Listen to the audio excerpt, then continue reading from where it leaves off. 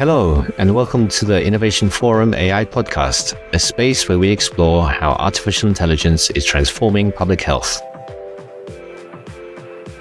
In today's episode, I speak with Celina Lee, co-founder and CEO of Zindi, an African-based platform that matches AI talent with real-world problems. Through competitions on the Zindi platform, data scientists have the opportunity to strengthen their skills and advance their careers. We discuss how Zindi leverages AI for public health across the African continent and beyond. Welcome, everybody. My name is Oliver Morgan, and today I'm speaking with Celina Lee, CEO and co-founder of Zindi, the leading platform for data science across Africa. Celina has spent her career harnessing data and AI for social good, launching global initiatives like the Alliance for Financial Inclusion and Insight to Impact, and building Zindi's vibrant community, always with a focus on how data and technology can drive meaningful impact in health, climate, and development. So welcome, Celina. It's great to have you on the podcast today. Thank you so much, Oliver.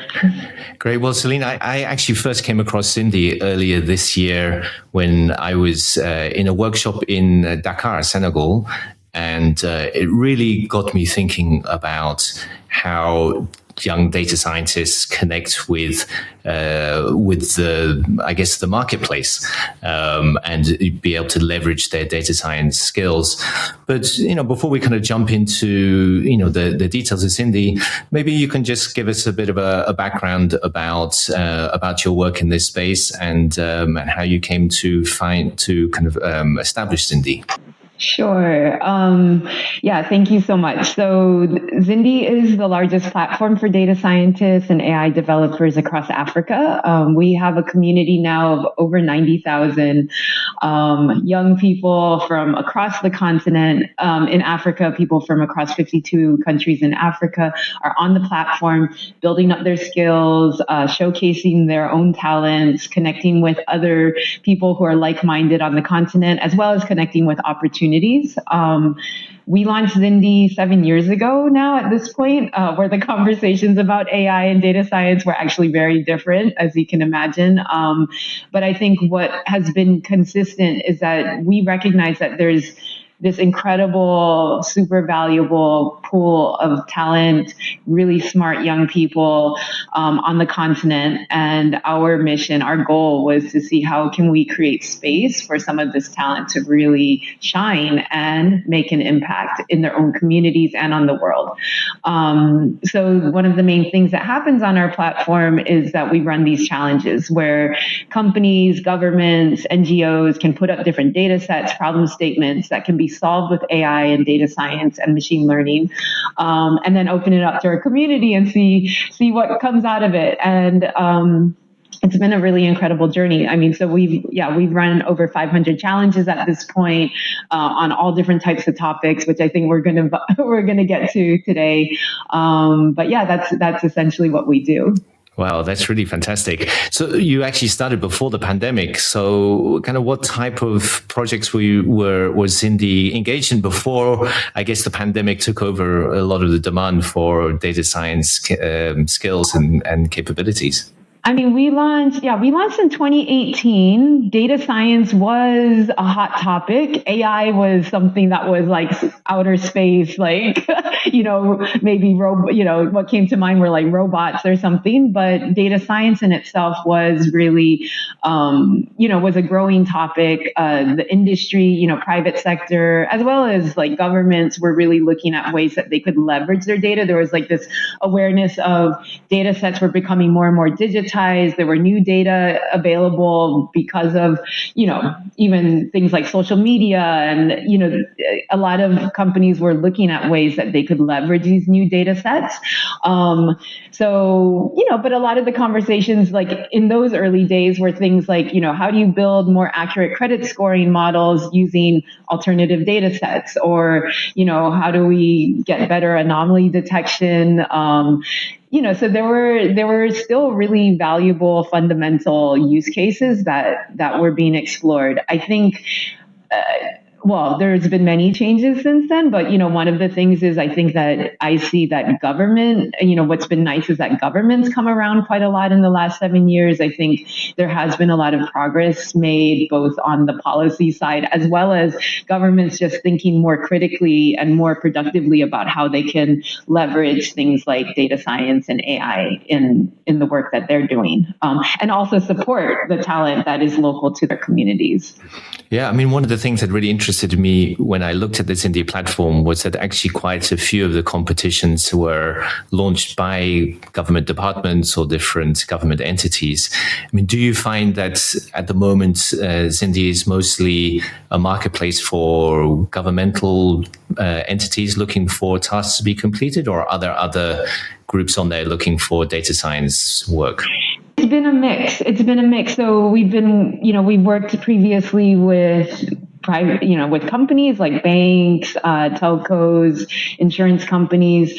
There is a lot of government, or I guess, kind of public sector use cases that are there, either whether it's through partnerships directly with, for example, the government of Barbados, the government of Togo have been, direct partners with us, as well as working with like some of the international development agencies like the UN, the World Bank, GIZ, that are, working on these big problems, the things like climate change and, thinking about food security and thinking about ways that AI is being used in health and health services delivery, those types of things. I think that they've lent themselves really well, to the work that we're doing at Zindi. Wow. So could you maybe just talk us through how an entity initiates a challenge, how it puts it out there, who responds, and then how does, I guess, a solution get selected and by whom? Yeah, I can give you an example of a competition that we recently launched.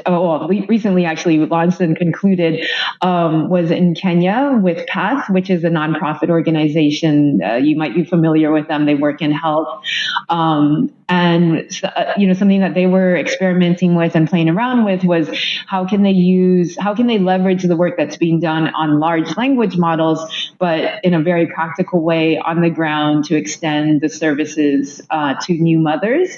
So Path as an organization had been providing, antenatal care in Kenya in some of the most remote areas. So, in Africa and then specifically in Kenya, like one of the biggest challenges is just getting adequate health services out to some of these rural areas. And the question was, can they leverage large language models to develop a small language model to replicate some of the question and answers that their healthcare providers were already providing?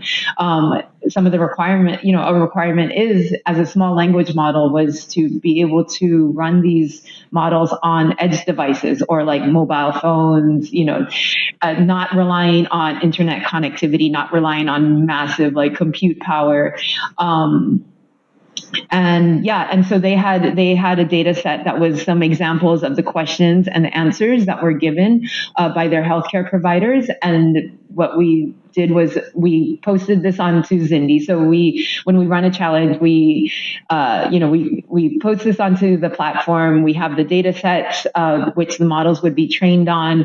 Sometimes we include some tutorials and starter notebooks because part of it is also the learning journey that our own users go through. We have an automatic leaderboard. So that's one of the things that makes it most exciting, is that we have about 20 different error metrics or accuracy metrics that we've built into the back end of the platform. This allows us to give automatic scores back. So every time that one of the participants would be ready to make a submission of their solution, they'd actually get a score back, which is feedback in essence, which allows them to go back, continue to refine and iterate what they're working on, make another submission, get the score back.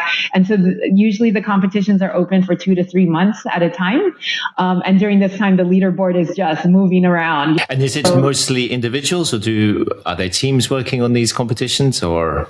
You can form teams of up to 4 people. We see some incredible teams. I mean, a lot of people work individually, which is also fine, but I love like we love seeing the leaderboards where you have teams of like, someone from India with someone from Nigeria with someone from Tunisia, and they literally are forming a team, to build a solution for, say, a problem in South Africa. People are meeting each other on the platform. And maybe jumping to another point, but we found that, we've had, we're very happy that we can see that people are actually getting jobs and getting opportunities since joining Zindi. But one of the strong predictors of positive job outcomes is forming a team. So that says a lot about. So being able to work together is still important in the AI world. Yes, very much so.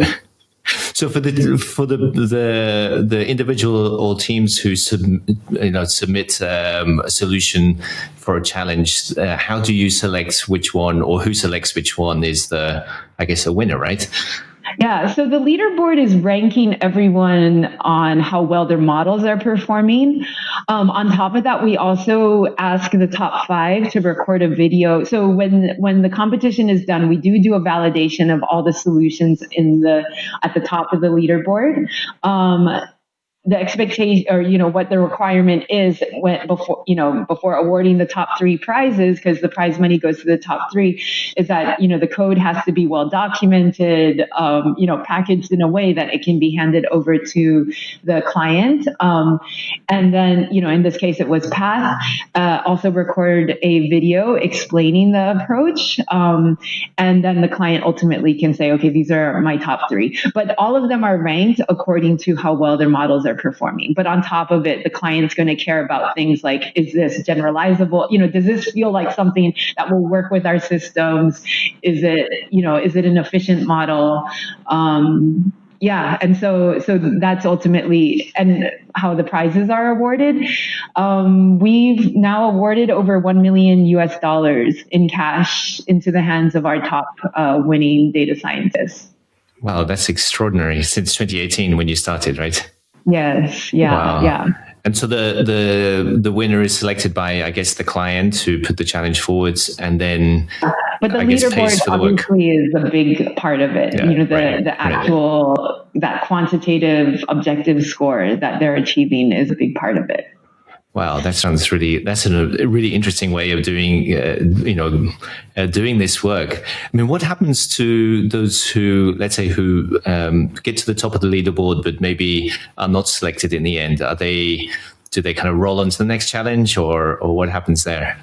When we've done surveys of our users, the feedback overwhelmingly is that people are there for the skills that they get.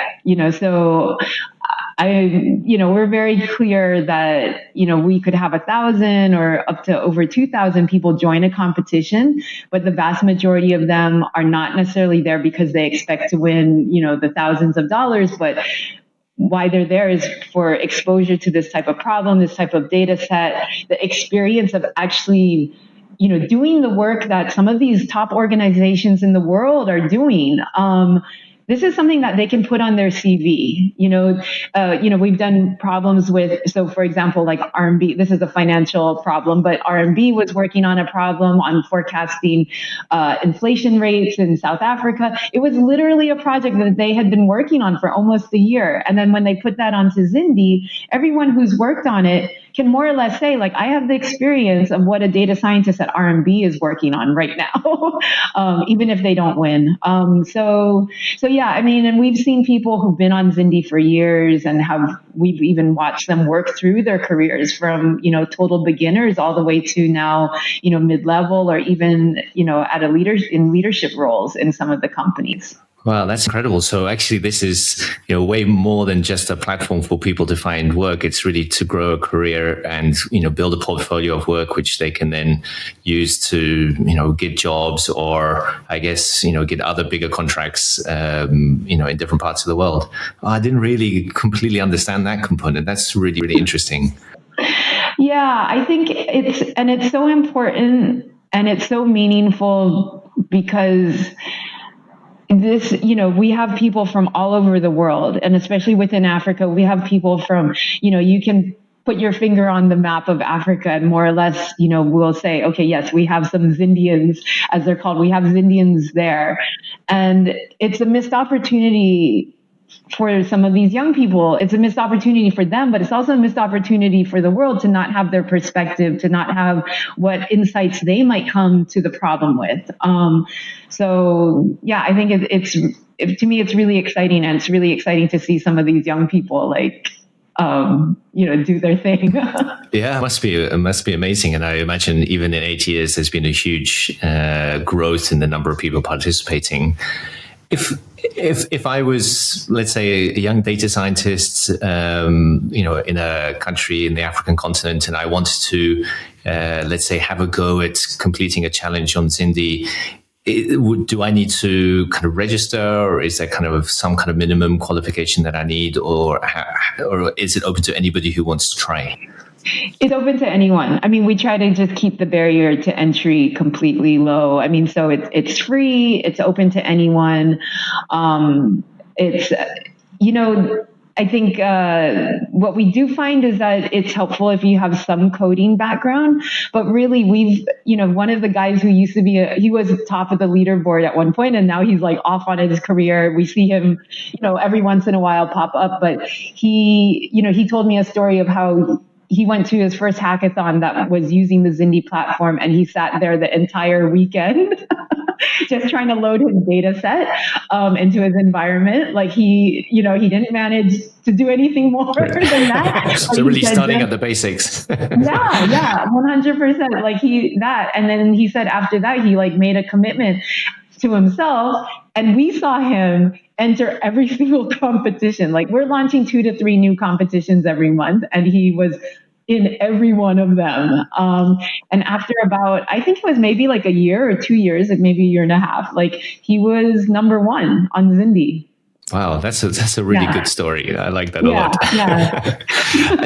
And how have you seen things changing? I mean, we've got, obviously, data science now is really become, AI is now a core part of data science. So that's kind of one element that's changed. But then, AI has also changed the tools that people can use to do, to code and to, find, develop solutions. And there's a lot of, vibe coding, which, produces, let's say, maybe a bit dirty and messy and clunky code, which might not be optimal. I mean, how are some of these trends changing what happens in the Zindi environment?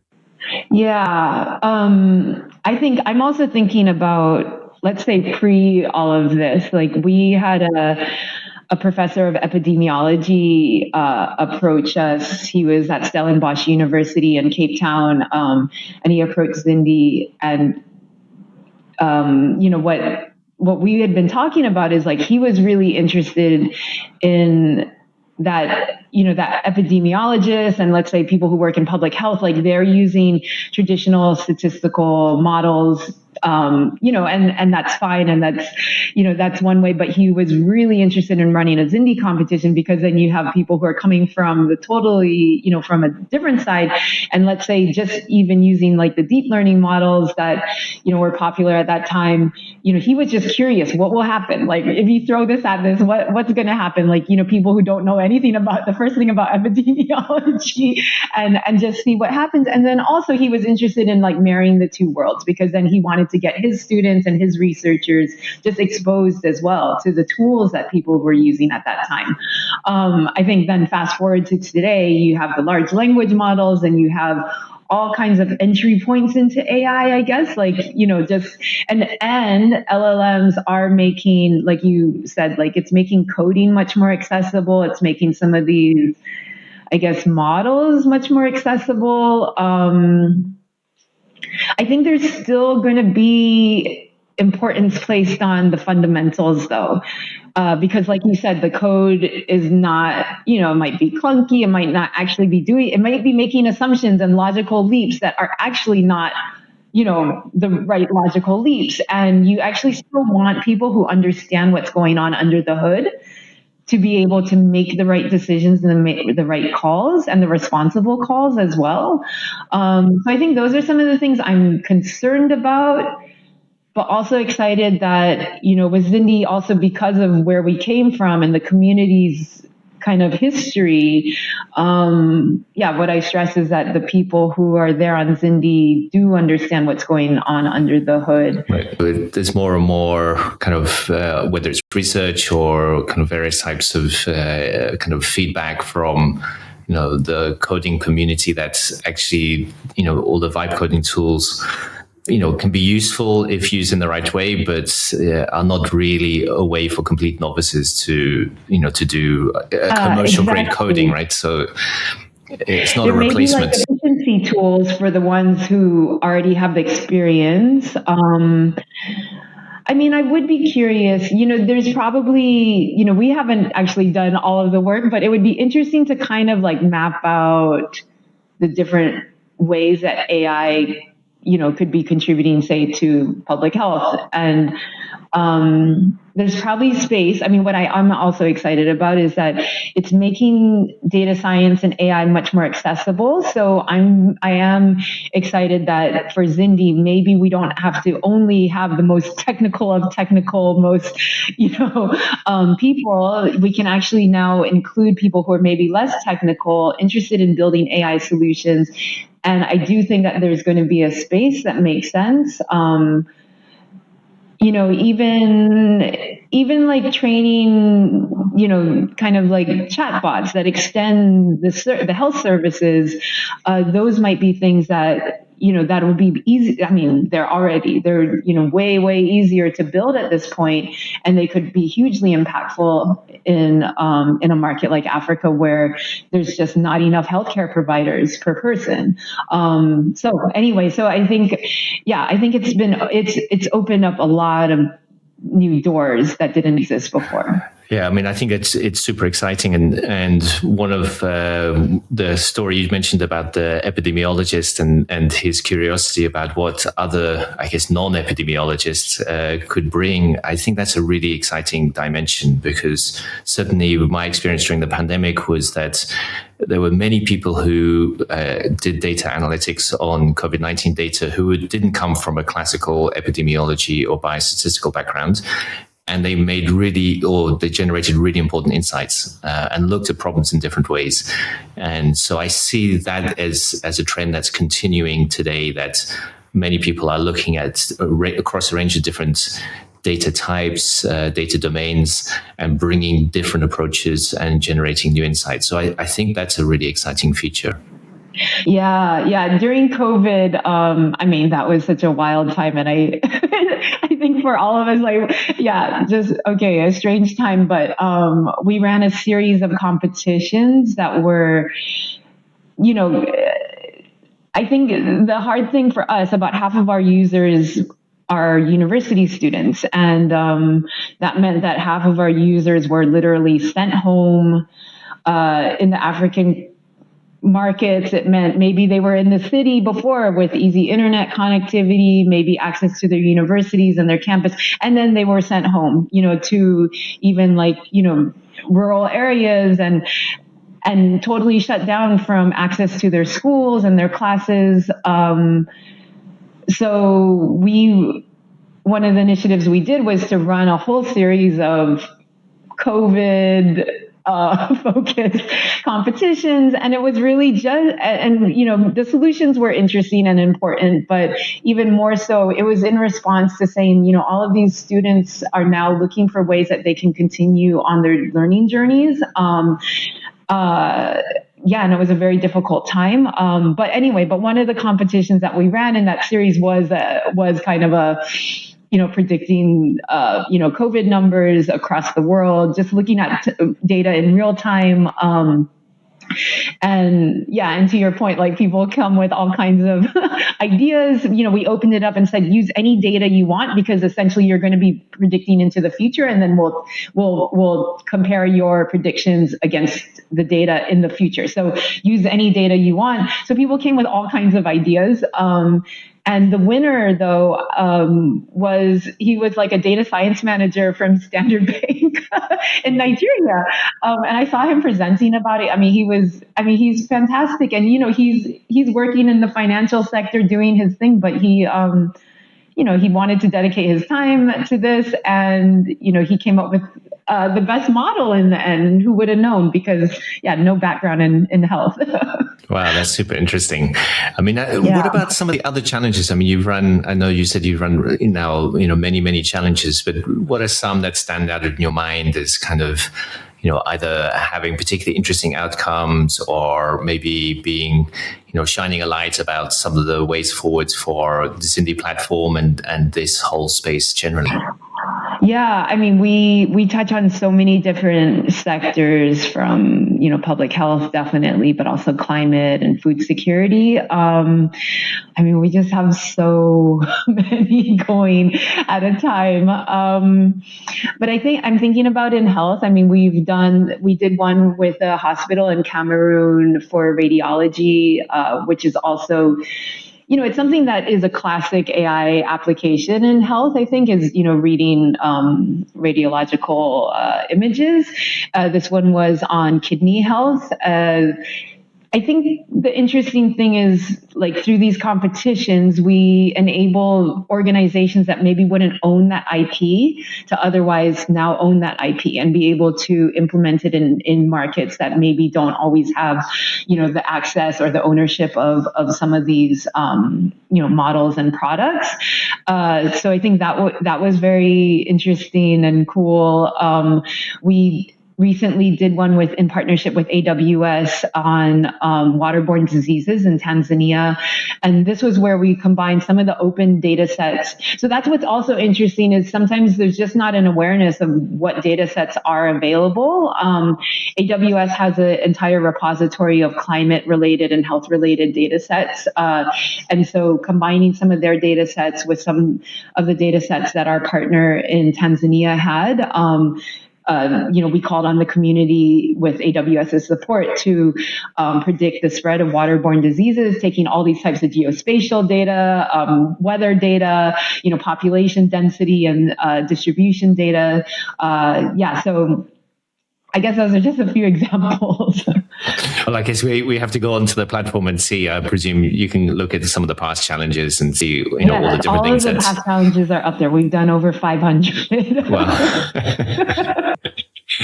Well, I mean, how about, thinking a little bit to, you mentioned the importance of different data sets, and, a lot of the work that, a lot of the places where Zindi works are, emerging economies, places which maybe not are known to have a solid data infrastructure.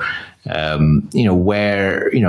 is that evolving? Do you see a trend of improving data generation in different countries because there's increasing capabilities to analyze the data, or do you still see this as a major bottleneck? I think when it comes to this question, I always start with the why, because I think where there is a value to be created with a new model, then the motivation and the resources will mobilize behind the data collection or curation, right? So I don't know how you feel. I'd be interested to see how you feel about this. But I'm sometimes skeptical about this narrative that there's no data, or just kind of like when you're looking for these, where you look to the government say, where's all the data? And, actually, like, I think that it's maybe not the right starting point. So, to ask for huge data sets that cover the entire country that maybe the government hosts somehow, but rather to start with smaller data sets for specific problems, and then the resources will come. Or I don't know, what do you think about data availability? Yeah, I mean, I think there's a lot of discussion about it, but not a lot of clarity. And certainly in the public health surveillance world, my impression is that there's been 20, 30 years of ongoing data collection, and there's been really a mantra that you have to collect data, but it doesn't really often get used very much. And I'm optimistic. I think that with more people having access to data analytic skills and tools, then more people will use the data. And I hope that certainly AI will allow almost like a new dawn or a new era of, proper data utilization. Because the other side of having data and not using it is that, it's a resource that you're wasting in some ways. So, so I'm kind of optimistic that the more people are able to use the data, as you said, eventually, it's this kind of flywheel approach where, the more you use it, the better the quality of the data will be, and so on and so forth. So I'm optimistic, but I think we do need a paradigm shift so that data is not just collected for the sake of collecting it, which can happen in certain domains, but it's used, collected with real purpose. Yeah, I agree. Thinking a little bit about the future and where Zindi might be going, or the kind of trends among the individuals who are participating in the Zindi challenges. I mean, what's the outlook for the next few years, next 5 years? I think that there's a few things. Like, I'm really excited about expanding in a way to other markets. I mean, we started Zindi as 100% Africa, and over the years, just organically, we've kind of spread around the world, where we have users in 185 countries in the world. And recently, we've been a little bit more, I guess, deliberate about that expansion, like with partnerships with, the government in Barbados. We also did some work in Saudi Arabia last year. So I see that there's a lot of trends around kind of global South, and I guess South to South, South to South kind of cross-pollination of ideas and learnings, and even infrastructure. There's a lot of talk now about kind of sharing infrastructure across countries in the global South. So I think I'm really excited for Zindi to be the platform, the space where these ideas are circulating and people are meeting each other. I mean, as I said, just watching the teams in themselves like demonstrates that to me, that there's so much potential. So that's one thing I'm excited about. I think the other thing is that with AI, there's been kind of a leveling of the playing field a little bit. I mean, now we're actually a few years in, so it's a little bit different, but I was very I guess, clear to our users and excited for our users, in Africa, particularly at the time of, when ChatGPT was just coming out and all of that is, in that there's a leveling of the playing field where they can have 1-2 years of experience of building on the large language models, or building products using large language models, or fine-tuning large language models to build these small language model products, that now, like, they are cutting edge. They are, they're equal to anyone else in the world that has 1 or 2 years of experience with this. So there's been a bit of a leveling of the playing field that I'm excited about. I think that the talent in Africa is incredible. I mean, it's great to hear the kind of your positive outlook, because I've certainly heard a lot of people worrying that AI will increase the digital divide between, countries with resources and countries without. But it sounds like you have a more optimistic outlook. I think that's definitely a concern. Like, if we don't make sure that the developers and the scientists in Africa are getting those opportunities to build their skills, that's the issue. That would be the problem. I mean, and that's where hopefully Zindi's kind of, making a dent in that opportunity and problem. So I think that's what I am concerned as well about the digital divide. But I think that, a lot of the people on Zindi are self-trained, and universities also cannot keep up with the pace at which this sector is evolving. So it will depend on people who are self-motivated, who are curious, who are building, getting their hands dirty and building. And that's what we're trying to do, is create a space where that is happening, and where people who wouldn't usually have access to the top Ivy League university or whatever now has access to compete in this market in this way. Yeah, I mean, that's a really interesting point, because I found that in my own learning journey, and I'm sure many other people too, is that it's actually quite difficult to find, courses as such or kind of structured learning for a lot of AI applications at the moment. I think it's maybe still a bit too early. And one of the earlier podcast guests I spoke to, Ken Inwazu, actually does teach a course in generative AI for public health research, but there are not many of those types of courses around. And at the end of the day, it's really taking the time to learn and be self-guided and do some self-study. So it sounds like you're kind of like even getting ahead of the curve with, for many young people who have to learn through doing. And the importance is connecting it to a real problem, to real world problems. I mean, also even back to the data question, it's like what's most important for all of this is to have real problems that people are able to solve with this. Yeah. So, Zindi, it's kind of reach scale. You're in 184 countries. You have, multiple competitions a month, an increasing number of people participating in the platform. Where next?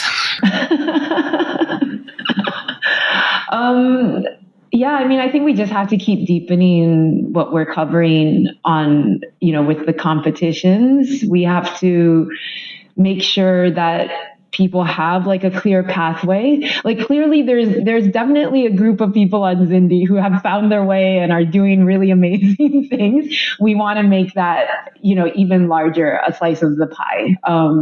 So making it easier for maybe people who are really beginner level to be, just like I told you about the guy who ended up number one. Not everyone has found the same pathway that he has. So, our goal is to make AI accessible to everyone. That's what we say. That's our mission in life, is to make AI accessible. So so I think there's a lot more opportunities, and especially with all the stuff that's happening with AI, there's going to be a lot more opportunities for us to be even more inclusive and create more diverse pathways for more diverse backgrounds of people into the world of building AI solutions for real world problems.